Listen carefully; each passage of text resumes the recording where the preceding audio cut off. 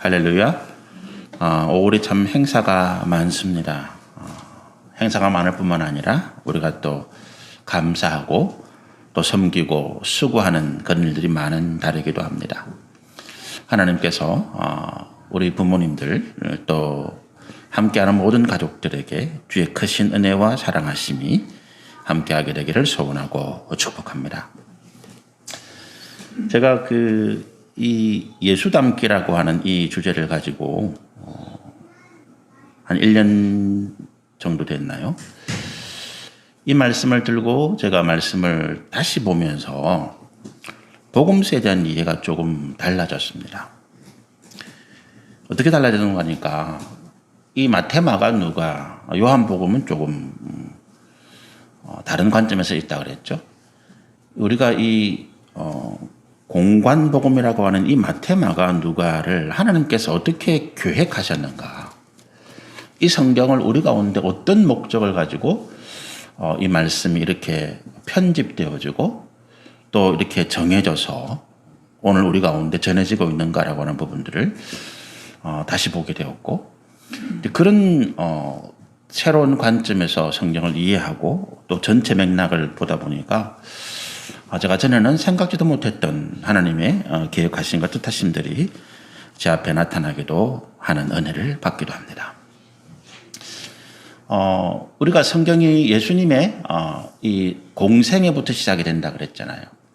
그 앞에 공생애 이전의 어린 시절 또는 탄생 이야기 또는 족보 이야기에 대한 것들은 그것들이 그 당시 유대인들 예수님이 하나님의 아들, 하나님이시라는 사실을 믿지 아니하고 인정하지 아니하고 이 땅에 메시아로 오신다는 것을 인정하지 않는 그 당시 유대인들에게 구약 성경을 근거로 해서 증거하는 그와 같은 말씀들이 예수님의 탄생에 대한 이야기, 족보에 대한 이야기, 이런 일들이 그게 있고, 사실은 우리는 오늘 예수님의 하나님이신 것, 또 우리의 구원자 되심을 믿기 때문에 예수님이 실제로 우리 가운데 공생의 그 메시아로서의 일들을 시작하는 부분이 마태복음 사실은 3장부터죠. 마태복음 3장, 또 복음서에도 보면 이와 같이 되는 거예요. 마가복음이 처음 기록되었는데 마가복음에는 예수님의 탄생 이야기나 족보 이야기가 없는 것이 그 이유입니다.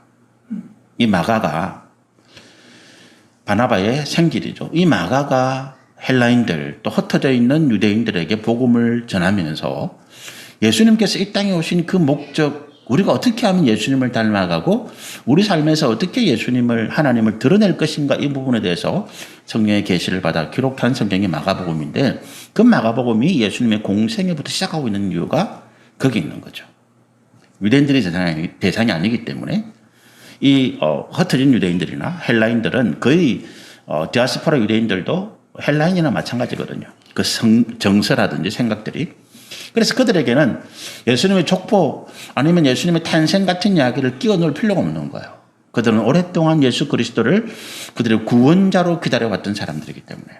그래서 마가는 이 복음서를 기록하면서 예수님의 어떤 탄생에 대한 이야기나 아니면 예수님의 족보에 대한 이야기는 없이 바로 예수님의 공생의 기간부터 시작을 하고 있는 것입니다.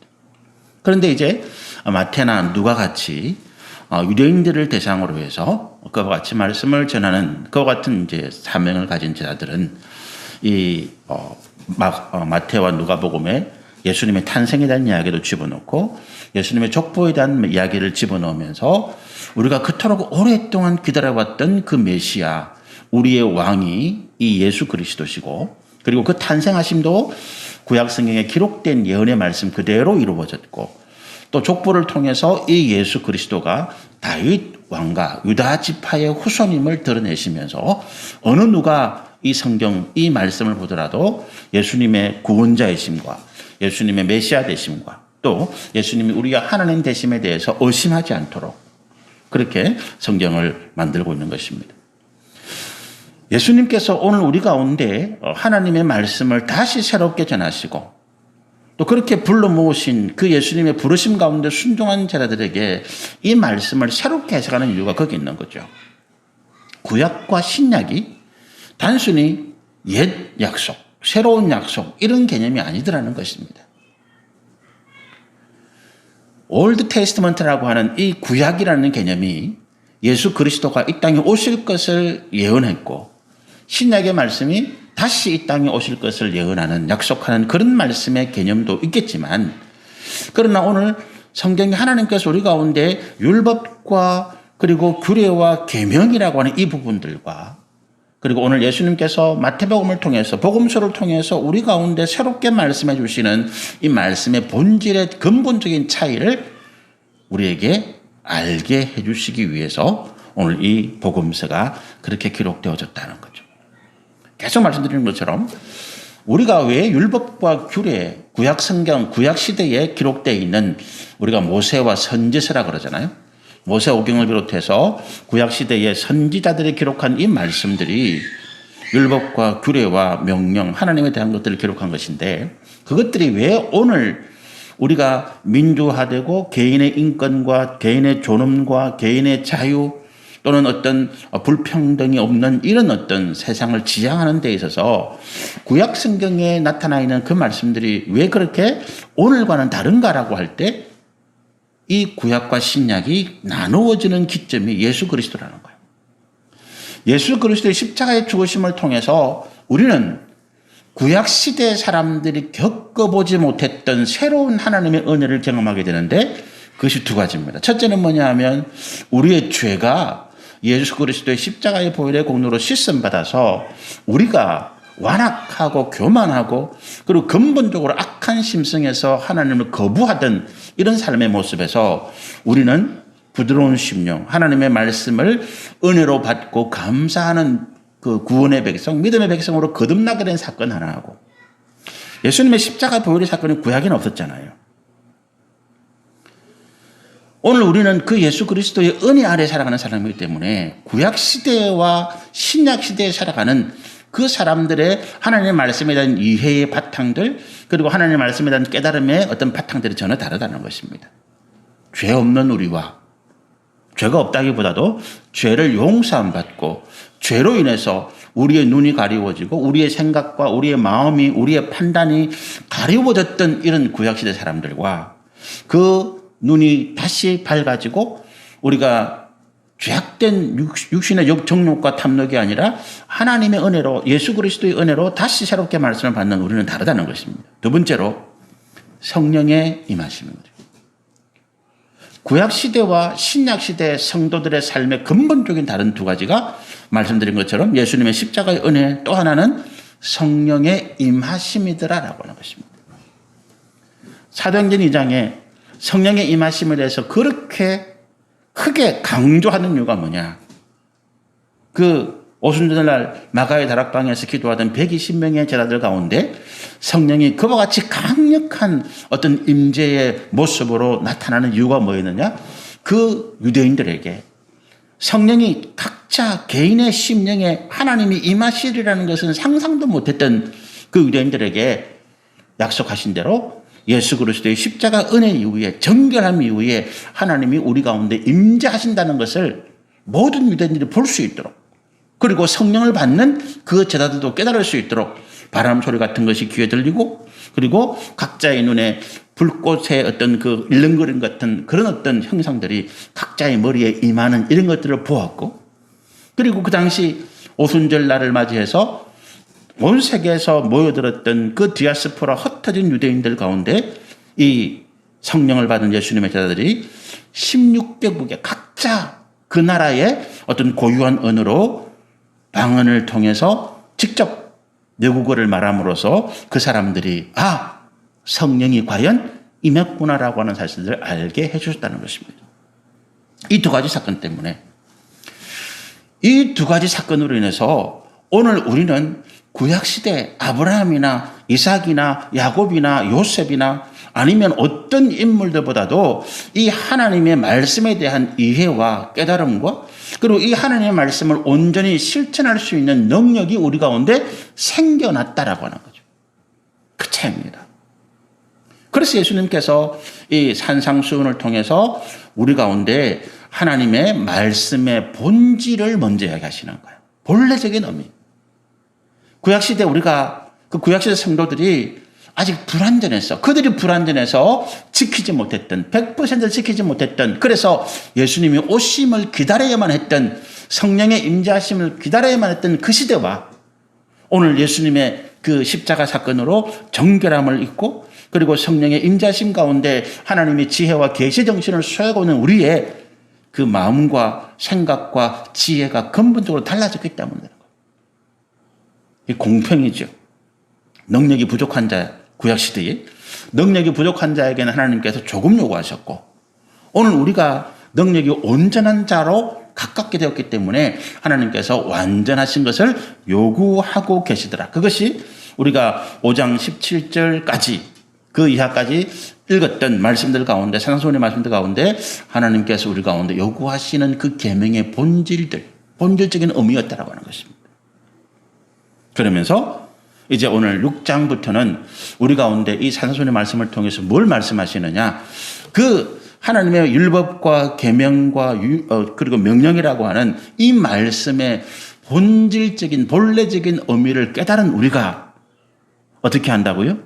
우리 삶 속에서 이것을 어떻게 바르게 정직하게 성실하게 실천할 것인가 하는 문제들을 오늘 6장에 있는 말씀을 통해서 우리가 구제와 기도와 금식과 또 이 땅에서 살아가면서 재물을 관리하는 재물을 우리가 가지고 살아가는 우리 삶의 모습에 대해서 말씀을 하고 계시는 거예요.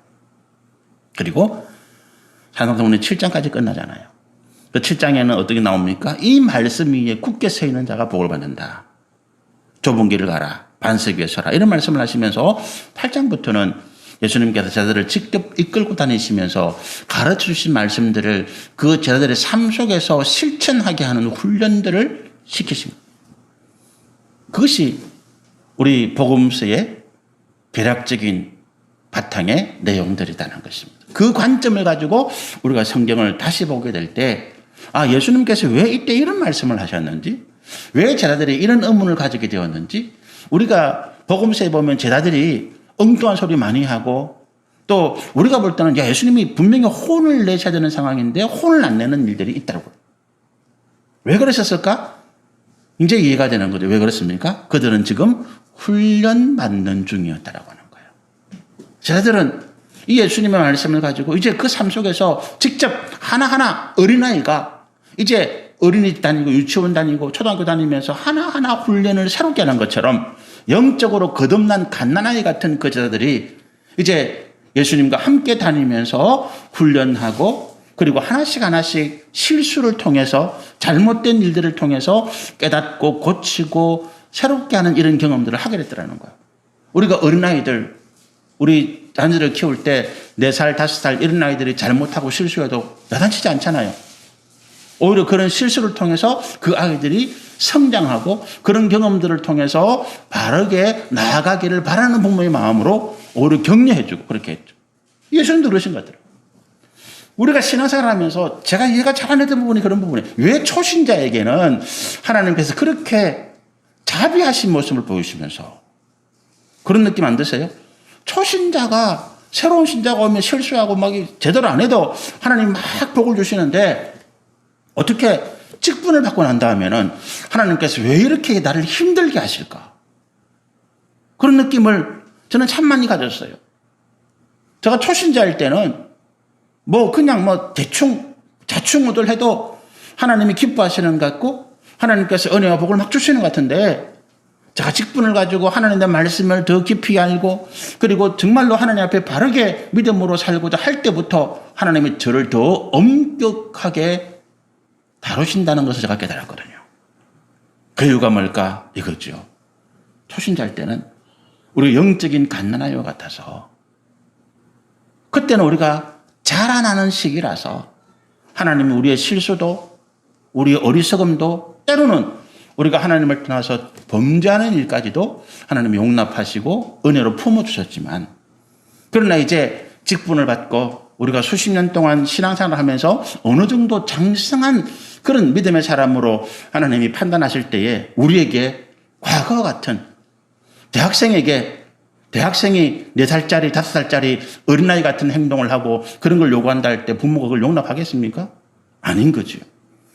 우리가 그만큼 성장했고 그 성장한 만큼 하나님께서 우리 가운데 원하시는 것이 어린 나이의 적과 달라서 하나님께서 원래 요구하시는 본질적인 모습으로 우리를 이끌어 가시더라라고 하는 것입니다.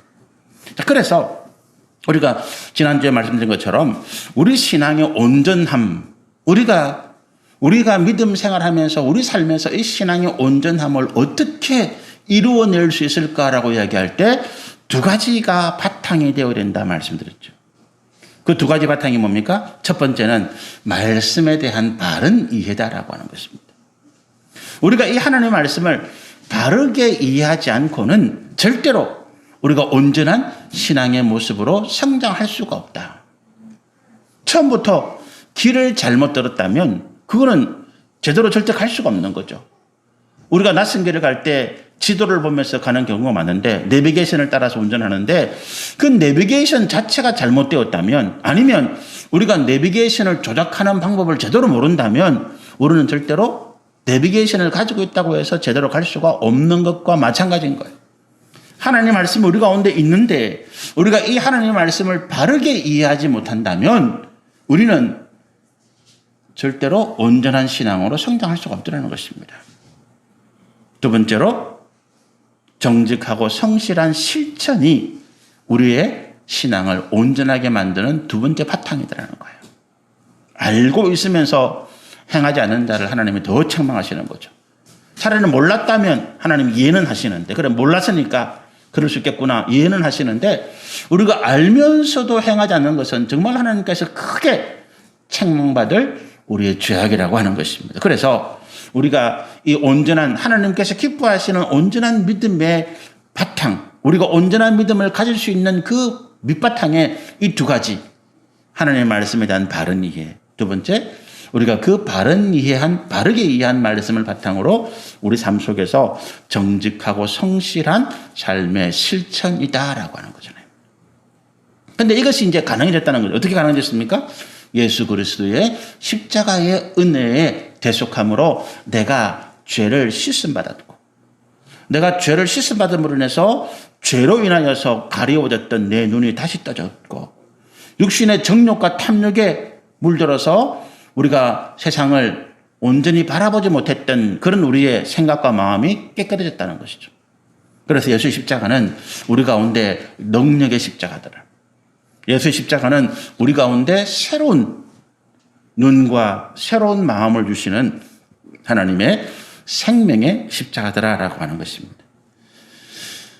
우리가 이제 말씀 속으로 조금 들어가고 보기 위해서 제가 우리 아까 말씀드린 것처럼 5장 21절 이하의 그 계명이 마태복음 우리가 5장 21절 이하에 나오는 살인 그다음에 간음 그다음에 이웃과의 관계 도둑질 이런 부분들을 예수님께서 이제 말씀에 대한 계명에 대한 구약 시대의 계명의 본질 가장 핵심이 십계명이니까 그 십계명의 말씀을 가지고 우리 가운데 말씀의 본질을 새롭게 가르쳐 주신 것이라면 6장의 말씀부터는 이제 우리 삶 속에서 정직하고 또 성실한 실천이다라고 말씀드렸죠. 그런데 우리가 여기에 대해서 좀 한 가지 이제 중요한 이해를 하고 넘어가야 됩니다.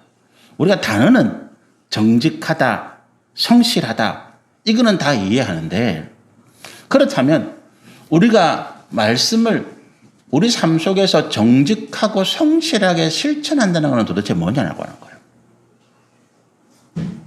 여러분 우리가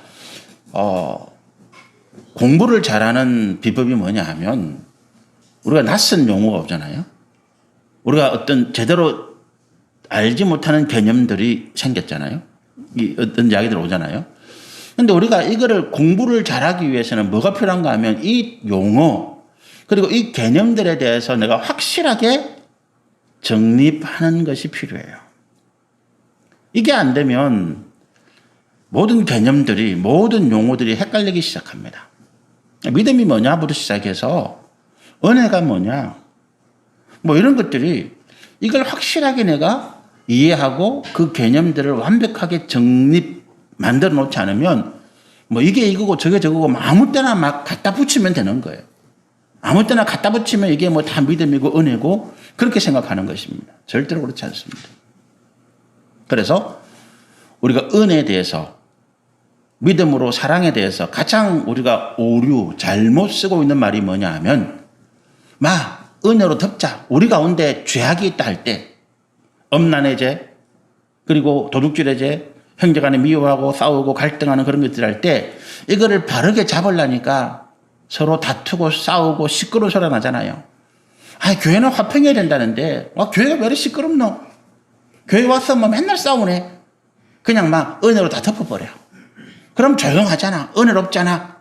이렇게 말하는 것이 우리가 이 개념에 대해서, 믿음의 개념에 대해서 제대로 이해를 못하기 때문에 죄로서 죄를 덮어버리는 거예요.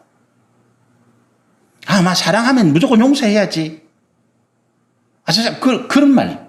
이런 것들이 우리가 이 사랑, 용서라는 개념에 대해서 정확한 이해가 없기 때문에 그냥 우리 편한 대로 갖다 붙여버리는 거예요. 옳은 말이 아니죠.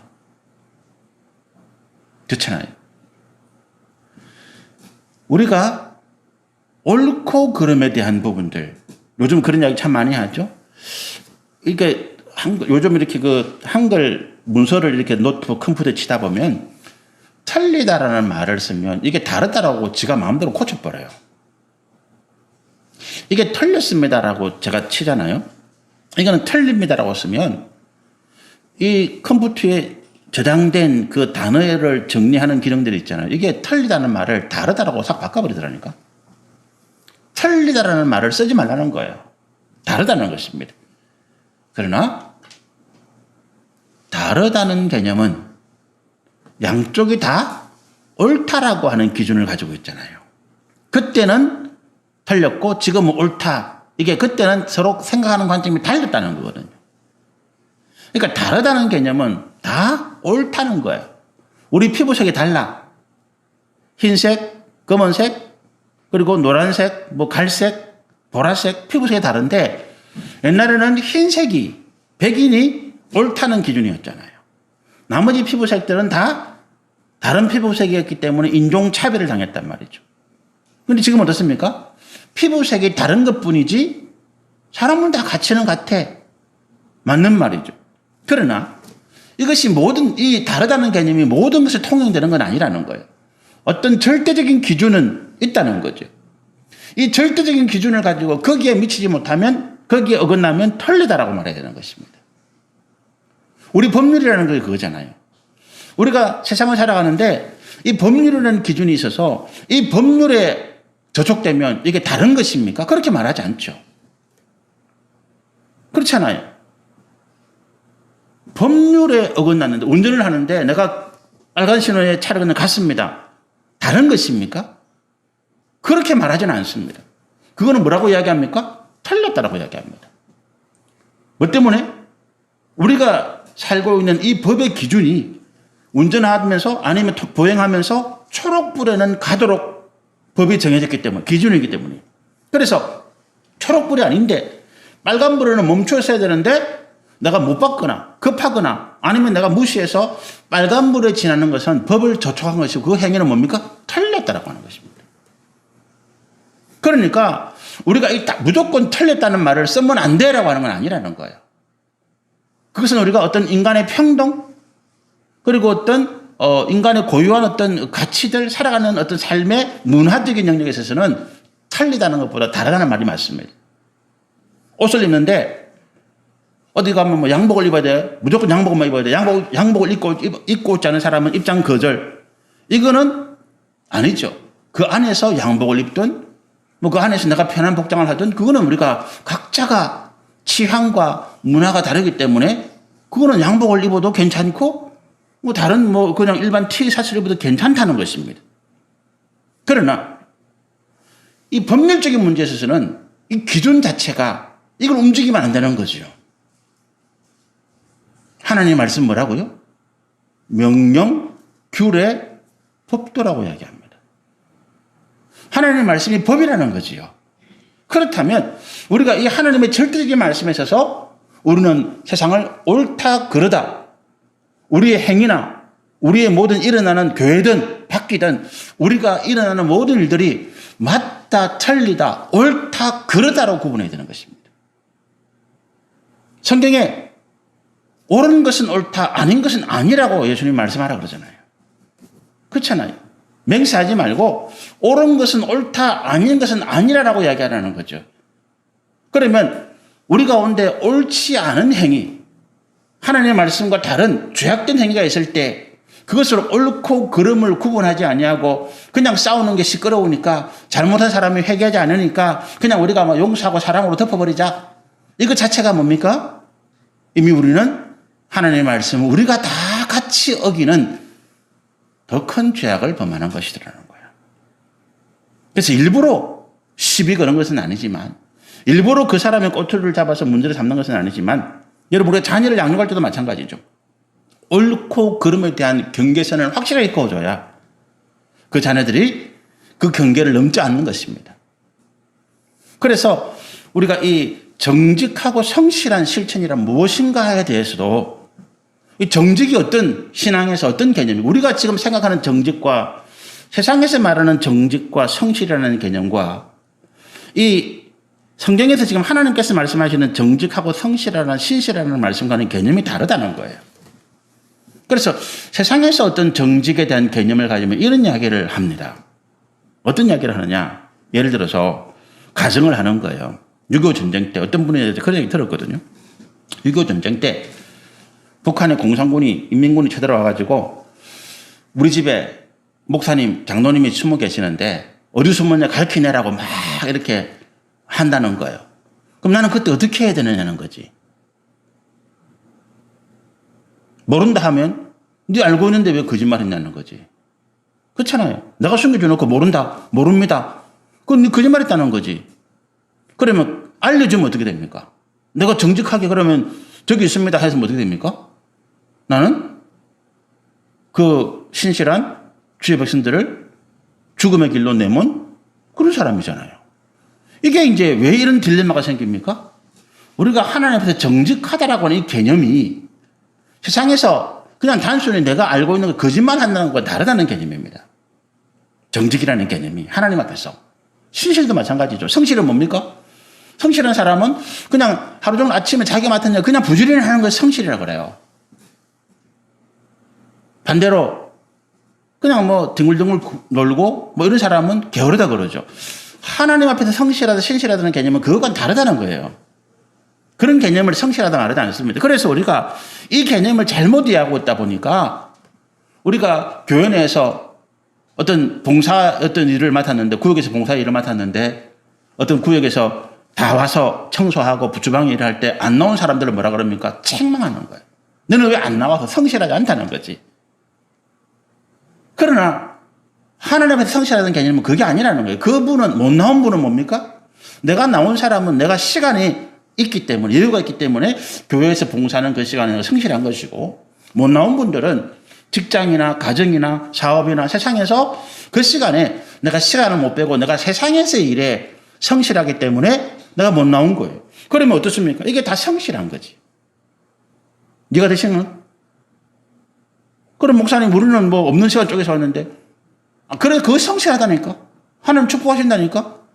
못난 사람을 그러면 야단쳐야 되는 거 아닙니까? 그분들도 그 자리에 그 시간에 내가 놀지 아니하고 내가 딴짓하고 그럼 다르겠지만 놀지 아니하고 딴짓하지 아니하고 내가 내 직장이나 사업장이나 가정이나 어디에서든지 학교에서든지 내가 성실하게 그 시간에 내게 맡은 내가 해야 될 일을 했다면 하나님 그 사람도 성실하다고 인정하신다니까.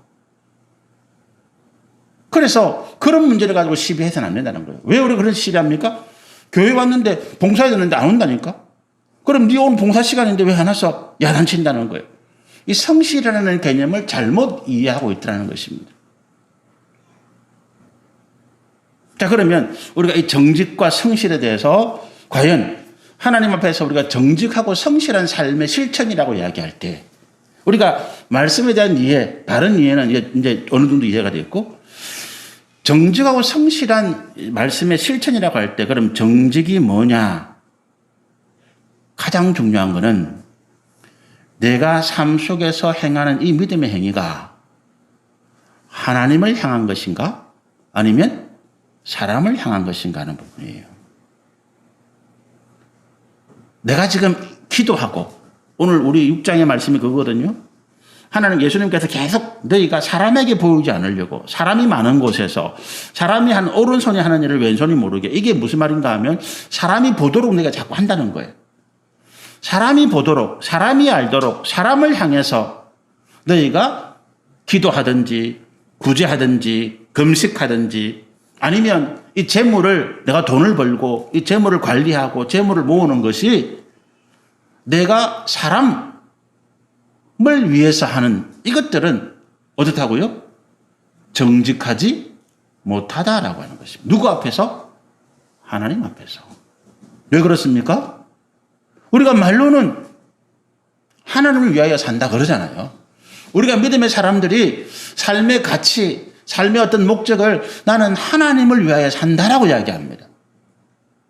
그렇게 말하면서 실제로는 너희가 사람들이 볼 수 있도록 사람들에게 자랑하기 위해서 사람들에게 나타나기 위해서 사람들에게 칭찬받기 위해서 너희가 사람이 많은 곳에서 기도하고 일부러 금식하는 티를 내고 그리고 또 어떻게 한다고요? 어떤 돈을 가지고 어떤 그런 식으로 네 이익을 위해서 쓴다면 어떻다고? 너는 하나님 앞에 정직하지 못한 자야라고 하는 것입니다.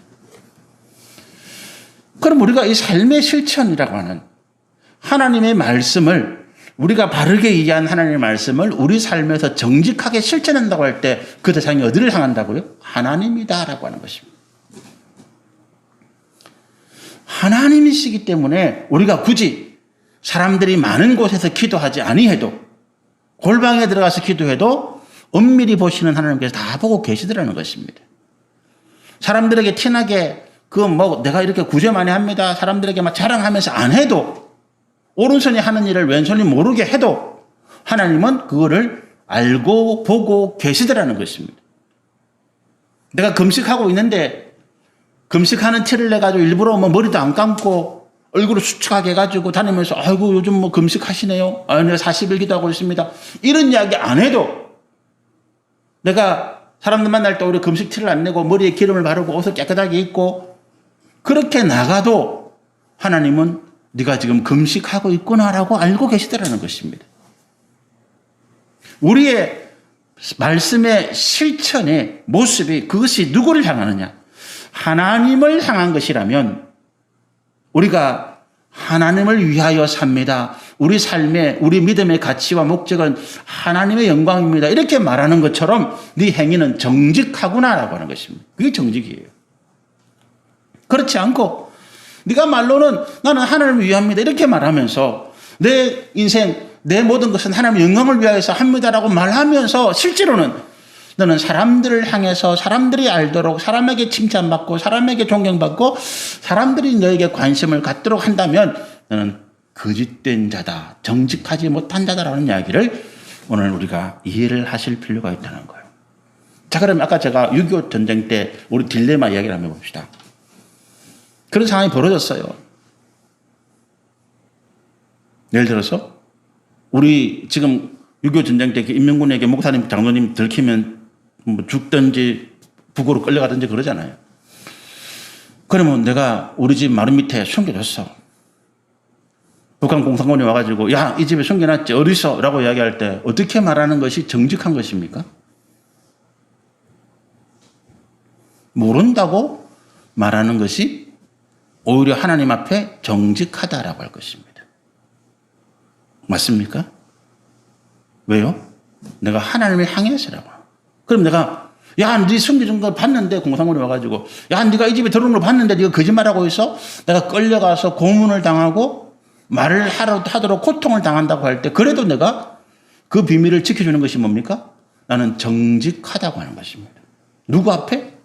하나님 앞에. 정직의 개념이 다르죠. 다릅니다. 우리나라 형법에도요, 우리나라 법에도 자녀나 부모가 죄를 범했는데 법정에서 자녀가 부모를 죄졌습니다 증거하지 못하도록 해요. 그 증언은 안 하도록 되겠습니다. 자녀가 죄를 지었는데 부모가 그걸 알고 있어. 법정에서 검사가 어머니, 아버지 불러가지고 당신 아들 이런 죄 지었는데 알죠? 그거를 못하도록 돼 있어요. 왜 그렇습니까? 그거는 자녀와 그거를 부모와 자녀가 그렇게 만들어서 어떻게 된다고요? 사람들에게 정직한 것이 아니라 하나님 앞에서 주신 더 큰 사랑을, 신뢰를 깨버린다는 거예요. 그래서 그거는 법정에서 그런 증언을 하지 못하도록 우리 법이 막고 있습니다. 우리 막고 있어요. 조선시대도 그랬습니다. 조선시대에도 영모가 제일 큰 죄잖아요. 영모가 제일 큰 죄인데 자녀가 부모를 영모죄로 고발했을 때 그 자녀를 처벌하게 되어 있습니다. 자녀가 자기 부모가 영모를 꾸미고 있습니다. 자기 자녀가 부모를 고발하면 그 부모를 처벌하도록, 그 자녀를 처벌하도록 되어 있어요. 왜 그렇습니까? 부모와 자녀 간에, 형제 간에 그 사랑은, 그거는 그렇게 판단할 수 있는 게 아니다는 거예요. 하나님께서 주신 그 다른 의미, 그게 정직이라는 거예요. 그럼 어떻게 해야 돼요? 내 아이가, 내 부모가 죄를 범하고 있는데, 그거 어떻게 해요? 위에서 기도하고, 권면하고, 정말로 하나님 앞에서 눈물 흘리며 기도할 때, 하나님께서 바르게, 온전히 고쳐 주실 것이라고. 그런 거죠. 그게 우리가 정직의 개념입니다. 하나님을 향한 것이라면 우리의 삶에 대해서는 어떻겠습니까? 내가 하나님 앞에서 겸손이죠. 우리가 하나님을 섬길 때 성경에서 우리가 하나님을 섬기는, 믿는 그 모습, 자세를 딱 한 단어로 표현하면 경외라고 하는 것입니다. 들어보셔서 경외라고? 이 경외가 공경할 경자에다가 두려워할 외자를 씁니다. 경외, 하나님을 공경하되 두려워함으로 한다는 거예요. 우리가 아무리 잘한다 해도 하나님 앞에서 우리는 너무나 보잘것없고 오히려 부족한 것이 다 드러날 수밖에 없더라는 거예요. 욥기의 말씀을 우리가 계속 묵상하고 있습니다. 욥기를 여러분이 제가 묵상한 내용을 이렇게 말씀을 드릴 때 내가 알던 거는 좀 다른데 그런 생각을 많이 하실지도 모르겠어요. 그런데 욥이 그가 자기의 행위, 자기를 절대적인 어려움으로 기준으로 딱 놓고 보니까 자기가 하는 것을 잘못됐다고 이야기하는 사람들이 다 나쁜 놈인 거예요. 심지어 그런 나를 상을 주지는 못할 망정 고난을 주고 나에게 엄청난 고통을 주는 하나님도 잘못했다라고 이야기하는 것이 욥의 이야기인 거죠. 그가 하나님을 섬기는데 경외함이 없더라는 거예요. 하나님 두려워하는 것이 없어요. 그가 두려워하는 건 딱 한 가지입니다. 자기가 가지고 있는 절대적인 자기의 행위의 의의가 무너지는 거예요. 사람들로부터 손가락질 받는 거예요. 우리가 지금까지 욥기를 어떻게 했는가 하면 욥은 정말 어려운 사람인데 아무 죄가 없는 사람인데 그런 어려운 사람을 하나님께서 욥 고난 주시는데 우리가 그 이유를 모르겠다는 거예요. 하나님이 잘못됐다 할 수도 없고 욥이 어려운 사람이 욥이 잘못됐다 할 수도 없고 욥이 고난받는데 그 고난받는 이유를 모르겠다. 그래서 그런 걸 가지고 우리가 우리 스스로에게 위로합니다. 나도 정말로 내가 고난받고 고통받는데 내가 잘못한 거 없는데 하나님께서 욥처럼 나에게 이유 없는 고난을 주고 계십니다. 굉장히 평기가 좋았습니다. 그러나 이유 없는 고난이 없더라는 것입니다. 반드시 거기에는 이유가 있는데 내가 깨닫지 못했던 내 완악함, 내 절대적인 의지를 하나님께서 깨뜨리려고 하실 때 그런 고난을 주시더라는 거죠. 그래서 우리가 하나님 앞에 하나님을 향한 우리의 정직이라면 우리의 자세는 저절로 겸손해질 수밖에 없습니다. 내가 절대로 맞다, 나는 옳다, 나는 바르다 이렇게 말할 수가 없습니다. 내가 잘한다 하더라도 나는 이 하나님 앞에서 두려울 수밖에 없습니다. 그래서 늘 말씀 앞에 다시 내가 이 말씀을 제대로 이해하고 있는 것인지 내가 이 말씀을 제대로 내가 행하고 있는 것인지를 되돌아보지 않으면 안 되는 것입니다. 이것이 정직입니다. 그런데 사람을 향한 것이라면 어떻게 됩니까? 보여주어야 되고 자랑해야 되고 그럼으로써 내가 어깨가 올라가고 또 내 잘못한 것을 감춰야 되잖아요. 사람들이 칭찬받기 위해서 위선이죠. 거짓이죠. 불이죠. 이런 것들이 정직하지 못하다고 하는 것입니다. 그래서 우리가 정직하고 성실한 이 믿음의 말씀의 실천이라고 할 때 그 정직은 뭐라고요? 지금 내가 행하는 이 모든 믿음의 행동들이 하나님을 향한 것인가 아니면 사람들을 향한 것인가의 차이다. 오늘 여기까지 말씀을 전하고요. 다음 주에 성실에 대해서 우리 좀 바른 개념을 이해하고 그 다음에 오늘 읽은 우리 1절, 4절, 9절의 말씀 그 다음에 나오는 기도에 대한 말씀들을 계속해서 한번 살펴보시면 좋겠습니다. 다시 말씀드립니다. 우리가 하나님에 대한 온전한 신앙, 하나님이 기뻐하시는 온전한 신앙을 어떻게 만들 수 있을까? 어떻게 이루어갈 수 있을까?